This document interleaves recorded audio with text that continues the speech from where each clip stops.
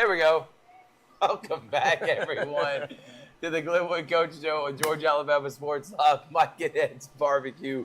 Ryan Nelson, Thrift Barringer, and a fired-up Richard Holdridge producing for us, man. Coach Nelson, another week. How you doing? Doing well. Good to see you as always. Yeah, we got to do the handshake. Yeah, Rich. Always good to see him also. This first one he's been back. I don't think he's been here. Hey, one time. Earlier in the season. So, yep. Coach coming in 4-1, 3-0, region play, big win, homecoming night, up 40-0 at halftime. What'd you learn about your team, and what was a fantastic night for the Gators? Just another outstanding job from our football team of getting out of the locker room early, and exactly what we talked about all week. And, I really feel like our football team did a great job of kind of just after the homecoming festivities, throughout the day. And as a head coach, that's, sometimes you're not in your comfort zone. I told the kids that, yeah. So, handling that and the maturity of us and coming out, just in the first half and playing the way we did. I thought we played extremely fast on, really all three phases of the game. So, had a lot of guys make a lot of plays.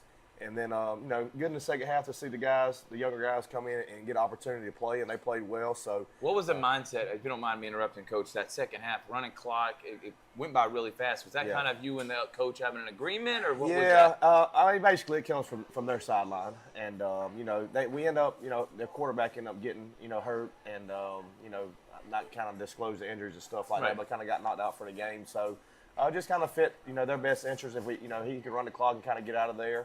And because he's got more ball games, and that ball game was kind of well in hand. Right. So, for us, we got a big ball game coming up. It's kind of a weird situation because it kind of happened to us last year a lot when you go in there and you only play a half, and you have to come back and you have to get in these 4-quarter games, which we're going to have too late.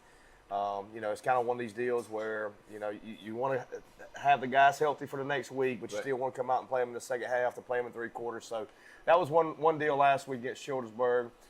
We had an opportunity to kind of take the ball down with probably about a minute and a half to go for half, but I nailed the ball for the simple fact I wanted us to come out after halftime and have to get back in your routine and warm up and play. So, but I don't think from here on out we'll be in those type of ball games. Yeah. We got some very tough ball games coming up, starting this Thursday with Wadley. So, not to look ahead or anything like that, but this is a non-region game. But boy, they got an incredible football team. Yeah. And but again, just going back to the Beulah, just can't say enough about our guys in the first half, and just like I told you last week, just putting that foot to the gas and just rolling, and playing with a lot of pace on offense, defense flying around, running to the ball, and we had a lot of guys make a lot of plays. Yeah, you did, and one of them was Jalen Stanley. He threw 4 touchdowns. That's 14 touchdowns, 0 interceptions. Yep.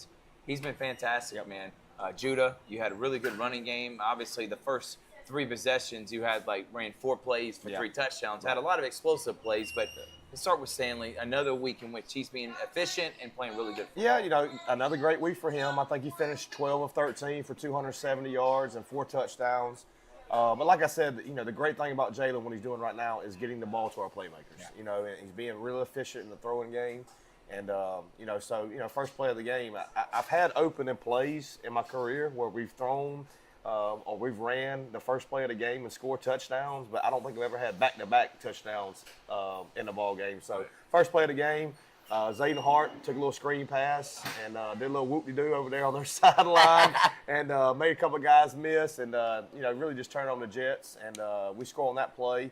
Then we get a 3-and-out defensively. Then we come out the second play on offense, and Judah breaks a big run up the middle for about 75 yards. So 2 plays, 2 touchdowns. Can't ask for a better start. So just excited the way we came out. And then, the next possession, Cal Lawrence catches a touchdown pass. Yeah. I think possession after that, Cam Dawson catches a touchdown pass. We hit Cam Dawson again for the half on a touchdown pass. So I think Cam finished up with two catches for 104 yards and 2 touchdowns. Cal had 5 or 6 catches and a touchdown. Zayden Hart one catch for 80 yards and a touchdown. So, like I said, Jalen just very efficient, distributing balls to our playmakers. Josiah Clark also had a really good game for us running the football. I think he had 5 carries for 75 yards. And a touchdown. So, kind of like I said last week, a lot of production from us offensively, but then again defensively, just really going out and playing really well. Like I said, they had their running back, their starting running back, our best running back, didn't play against us. But they had another guy, number 2, that was really, really good, had a lot of speed. So we was able to boggle him up and kind of get to a lot of hats to the ball. And, our defensive line, our linebackers, our front 7 play really good again. So we're going to have to continue to do that this week, what we got to face. But just happy, overall with our team. And I feel like we're getting better. Yeah, halfway through the season, 4-1 right now, Coach. You may mention the interior defensive line was lights out. I don't want to mispronounce the young man's name. He starts with a Z, the last. Caden Karakutis. Karakutis. I don't know where I've got Z, but I just remember Karakutis saying his name several times because he was clogging up the middle. Really impressed with the coming out on fire, especially in front of the alumni.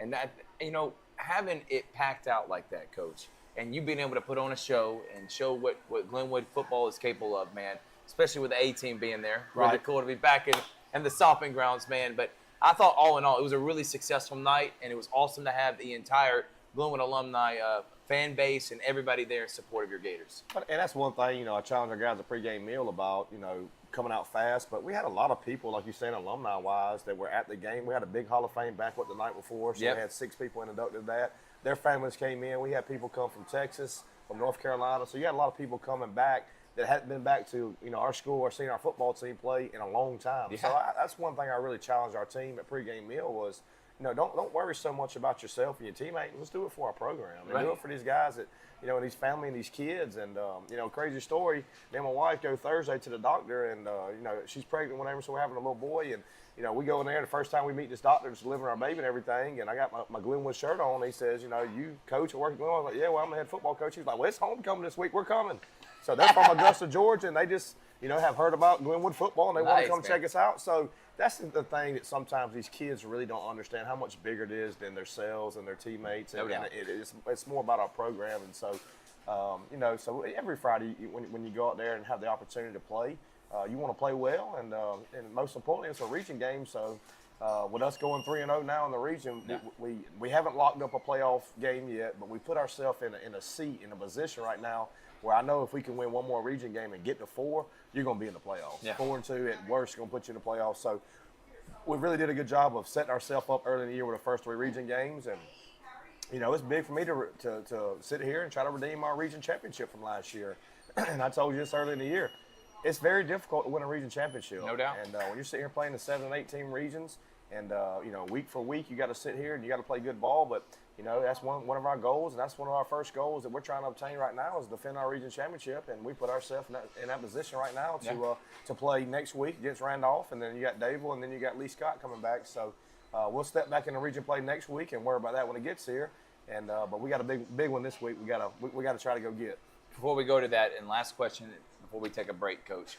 You've been in a lot of blowout games these last 4 weeks. Now, you were in a battle in Valley, so it's not like you've gone the entire season without being battle tested, which I can say for some teams around this area that they're going into this week with really unknown. If they get punched in the mouth, how's their team's going to respond? Right. You've been punched in the mouth already. Are you worried about the fact that you're taking on the undefeated Wildly team, knowing you've had 4 consecutive blowouts in which halftime you pretty much had your starters out of the game?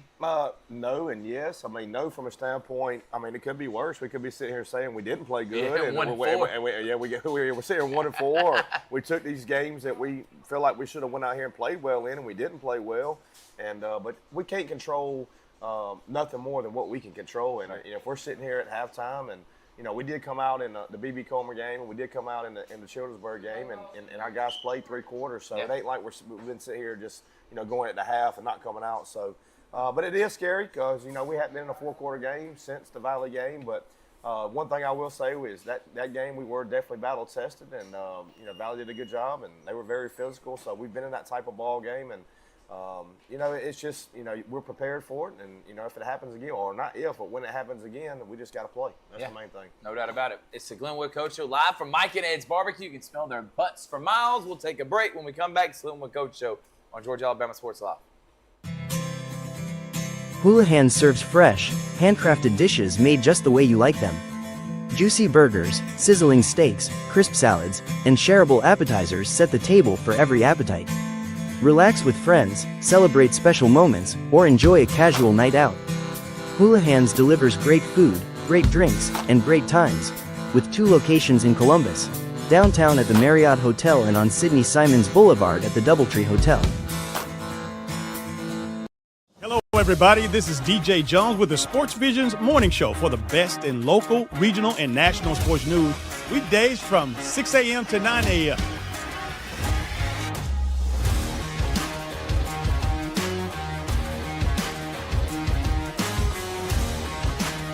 You can find the Sports Vision's morning show on Facebook, YouTube. Also, you can listen to us on Apple and Spotify by typing in the Sports Vision's morning show, and download the Sports Vision's radio app right now in your app store today. We are the only live and local sports talk show in East Alabama, West Central Georgia.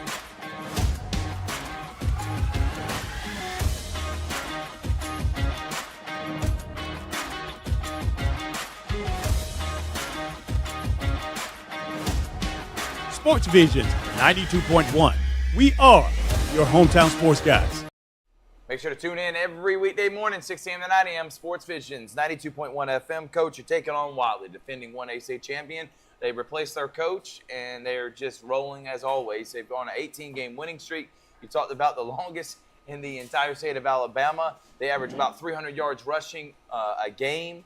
They got some top guys like Mr. Wilkes, who's a senior this year, puts up close to 140.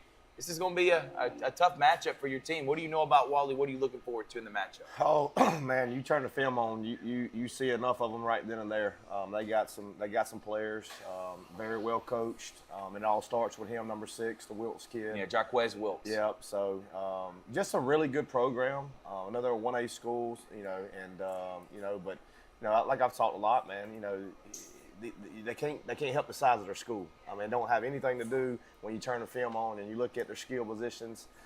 Number 4, number 5, number 2, number 6, and they got number 18 plays linebacker that's really good. 73, 54. I mean, I can just keep going. And they got a lot of speed, they're very physical.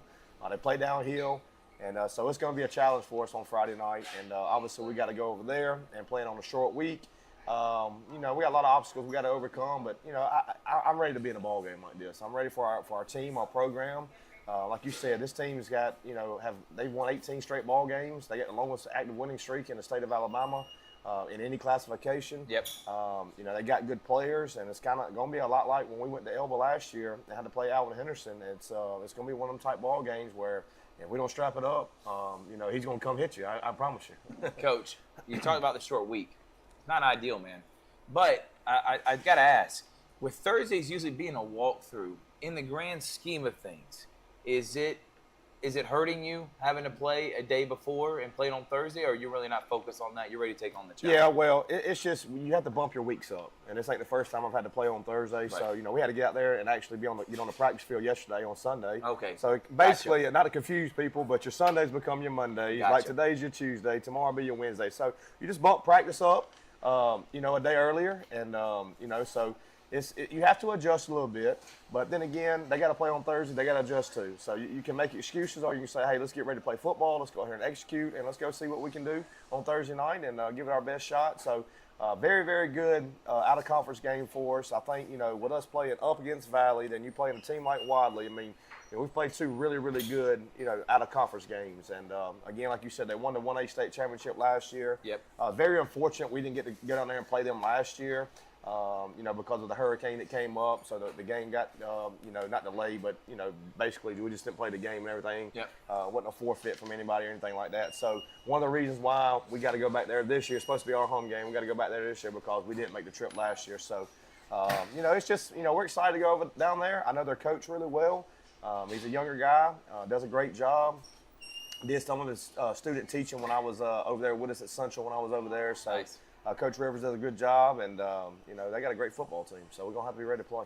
Coach, for your team to be successful against Wadley, Stanley needs to be efficient like he has been, or is it more of a balanced attack with the running game, 100, 150 yards? Do you have like a goal in mind saying if we do this, or you just want to play your game and whatever opens up, it opens up, because that's how you coach offense? Yeah, well, I mean, let's go back and let's revisit the question. Yeah. First and foremost, they play, under center. They like to play in a wishbone and a wing and 2 tights. They will, spread it out and get in the gun some and do some things and some open sets. But their main thing is they want to run the football. It was smash mouth. Yeah, they're a smash mouth type program, and that's what they want to do. They want to give it to 34. They want to give it to 6. and the quarterback can run, and 4 is a tremendous athlete. So we've got to kind of figure out how to stop them and get them off the field first and foremost. And then when it comes back to our offense, I mean, they're really big up front. 73 is a big old hoss in there in the middle with 54, and then 6 plays inside linebacker and 18, and they're probably 2 of the best we've seen all year. So it's going to be a offensive game where we got to sit here and figure out what they're going to give us, where their holes are at, and we got to try to just attack their holes. And so it ain't really so much about throwing or running.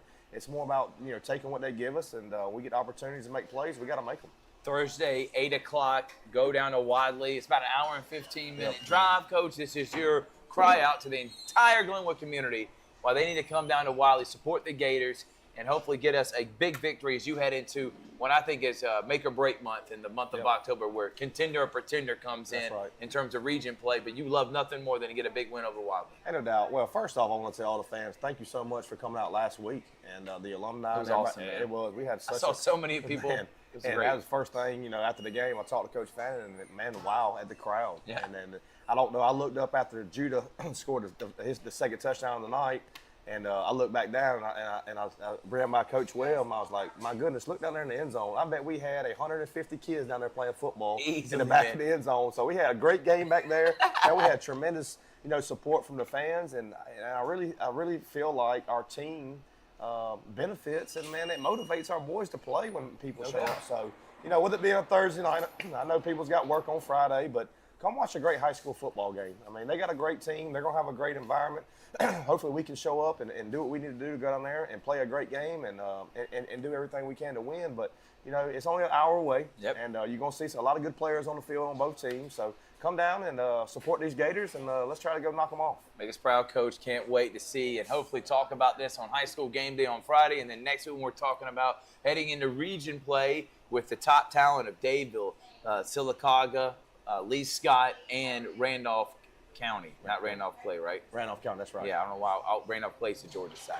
Anyway, Coach, thank you so much, man. Great win. Yep. A lot of fun. Gators 4-1 on the season, 3-0 region play. This is the Georgia Alabama Sports Live Glenwood Coaches Show, live from Mike and Ed's. We'll see you next time.